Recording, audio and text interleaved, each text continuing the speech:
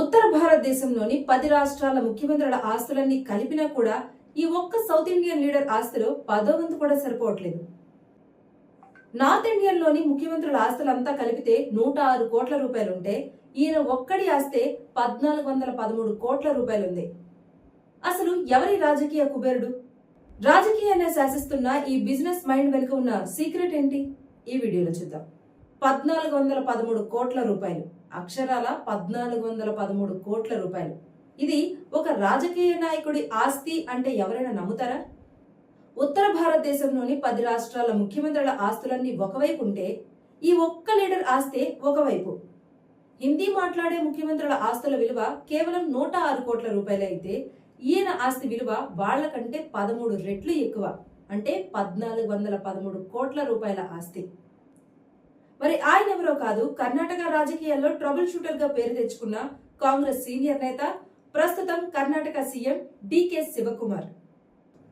అఫిడవిట్ల ప్రకారం చూసుకుంటే భారతదేశంలో రిచెస్ట్ సీఎంస్ లో డికే శివకుమార్ టాప్ ప్లేస్ లో ఉన్నారు. ఇక 931 కోట్ల రూపాయలతో ఏపీ సీఎం చంద్రబాబు నాయుడు రెండో ప్లేస్ లో ఉన్నారు. 648 కోట్ల రూపాయలతో మూడో స్థానంలో తమిళనాడు సీఎం విజయ్ ఉన్నారు. ఇక తెలంగాణ సీఎం రేవంత్ రెడ్డి ఆస్తులైతే 30 కోట్లు ఉంటే అత్యంత లీస్ట్ లో కేరళ సీఎం విడి సతీశన్ ఉన్నారు. ఆయన ఆస్తి కేవలం 6 కోట్ల రూపాయలు మాత్రమే. ఇటు చూసుకుంటే కర్ణాటక సీఎం డికే శివకుమార్ ఆస్తి 1413 కోట్ల రూపాయలు. ఆయన ఒక రాజకీయ నాయకుడు మాత్రమే కాదు, సక్సెస్ఫుల్ బిజినెస్ మ్యాన్ కూడా.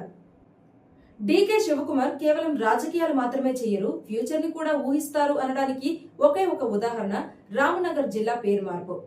దాన్నే ఇప్పుడు బెంగళూరు సౌత్ గా మార్చారు. ఈ రామనగర్ జిల్లా పేరు మార్పు వెనుక ఉన్న మాస్టర్ మైండ్ కూడా డికే శివకుమార్దే.